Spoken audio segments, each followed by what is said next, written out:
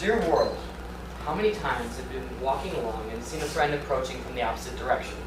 You shouted a quick, "Hey, how's it going?" and received an equally enthusiastic, "Fine," before disappearing from each other's sight and continuing on with your life as though nothing had happened. How many million times does this happen each day? We tolerate countless types of these conversations each and every day in our regular day lives. But is this how real relationships were meant to be? I don't think so. If your casual relationships are anything like mine, they lack substance, intentionality, and most importantly, sincerity. In an age where meaningful connections may be difficult to find, a true friend and ally can mean the world. We all need a shoulder to cry on, a friend to help us back up, a friend to trust. We all need someone to be there in our times of need, and the world would be a much better place if people would simply be more sincere. Acts of insincerity are rampant throughout our culture today. Consider the best friend who replies, "Oh yeah, that denim jumper looks great on you." Or the 10-year-old who tells his mom, "Sure, I'd love to clean the bathroom." Or how about the student who replies, "Of course I'm fine. I've got everything under control." When did dialogue turn into biting sarcasm? When did honest opinions become repressed? We see this insincerity not only in our words, but also in our actions. How many times have we treated someone to dinner, but expected a favor of them in return later? How many times have we had a waitress be overly nice and prompt, not because she actually cared, but because she wanted a large tip or a promotion?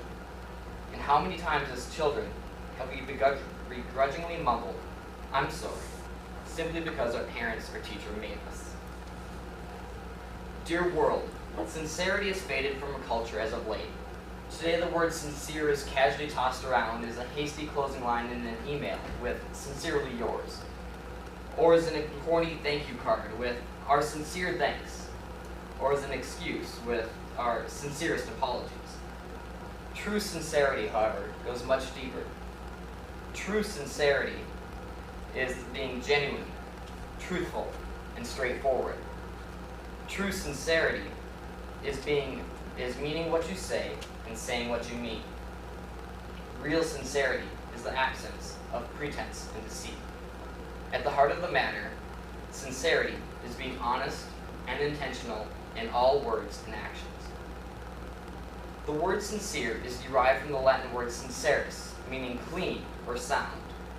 An old and fanciful etymology, however, places the root of the word in the ancient marble quarries of Rome.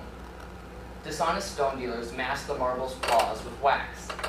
The act became illegal, and the Roman Empire decreed that all marble must be sincera, meaning without wax. So to be sincere is to be authentic and genuine. A wise man once agreed with this premise. He reflected upon Philippians 4:8, which states, "Whatever is true, whatever is noble, whatever is right, whatever is pure, whatever is lovely, whatever is admirable, if anything is excellent or praiseworthy, think about such things." This man created a list of 13 virtues which he believed, if followed, would lead to a more admirable character. Among these virtues on the list were frugality, temperance, humility, as well as sincerity. Regarding this virtue, he stated, "Use no hurtful deceit, and if you speak, speak accordingly." Though this man wrote this list while only in his 20s, it is readily apparent the wisdom that Benjamin Franklin had when doing so. But why is sincerity so important? Why would historian Thomas Carlyle write, "Sincerity is the first characteristic of all men in any way prominent"? Dear world, imagine what could possibly happen if people simply meant what they said. No more "good job, Einstein." No more "smooth move." No more "so glad you could join us." No more insincerity.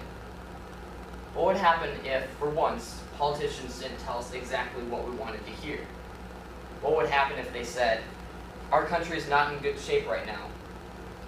We have severe debt, and we need to fix the problems that we have created. I'm not going to be able to give you everything that you want, and you're not going to be happy with every decision that I make. but I'm going to do what I believe is best for our country. But what if sincerity and trust came back into relationships, and we knew, for once, that whenever a friend said something to us, it was the truth, and that they meant it? Wouldn't relationships become more intentional, and stronger, and once again, meaningful? Being sincere, however, is not so easy, and has its risks. This could be why George Bernard Shaw wrote, "It is dangerous to be sincere, unless you are also stupid."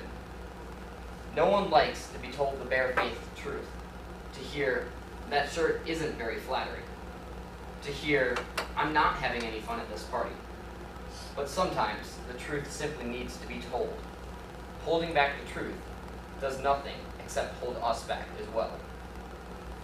As the old saying goes, honesty is the best policy. Honesty is that solid foundation upon which relationships are built. Flattery, lies, and hypocrisy are all hollow.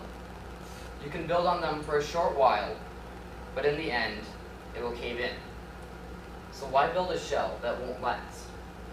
When tempted by the convenience of a white lie, resist. Instead, seek the honesty and truth, as well as the silver lining in every situation. Always seek good in others, as well as yourself, in all situations. Let everything you say or do come from the heart and be sincere. Through this, our relationships can become healthier and our lives can become more meaningful. Dear world, the next time you see that friend walking your way, don't just casually yell, "Hey, how's it going?" and then continue on with your life. Instead, have the desire to stop, to listen, to care. And instead of saying, "Oh, I'm fine," be honest, be sincere.